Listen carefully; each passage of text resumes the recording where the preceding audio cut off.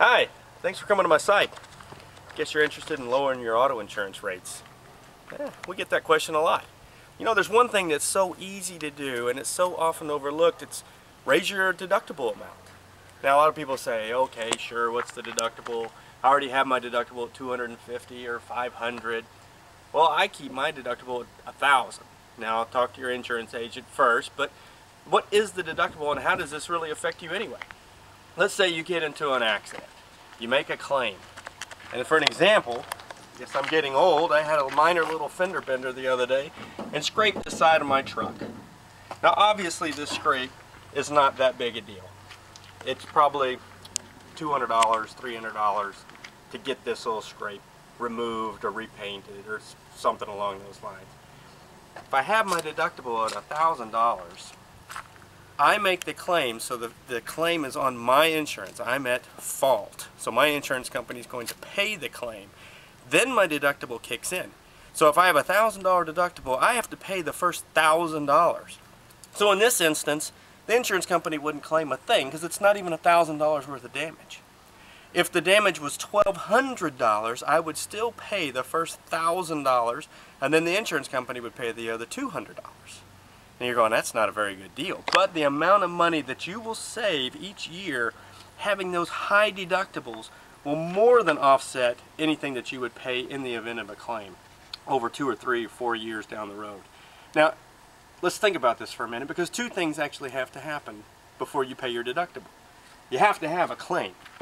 So you have to be in an accident or some other vandalism, some other claim. And actually vandalism might even have a smaller deductible. Check with your insurance agent, but most vandalism claims are even smaller than your actual deductible. So you have to have a claim. You have to have an accident. Then your insurance company has to pay the claim before you pay the deductible. So two things have to happen. You have to have an accident, and your insurance company has to say, hey, you were at fault. It's your problem. We're going to pay the claim for your vehicle and the other person's vehicle.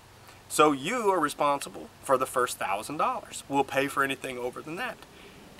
And an accident these days, even a minor fender bender, can be $4,000 or $5,000. So if you're going to pay the first $1,000, the insurance is picking up the vast majority of the tab. The money you'll save having that high deductible will more than offset itself 3 or 4 years down the road.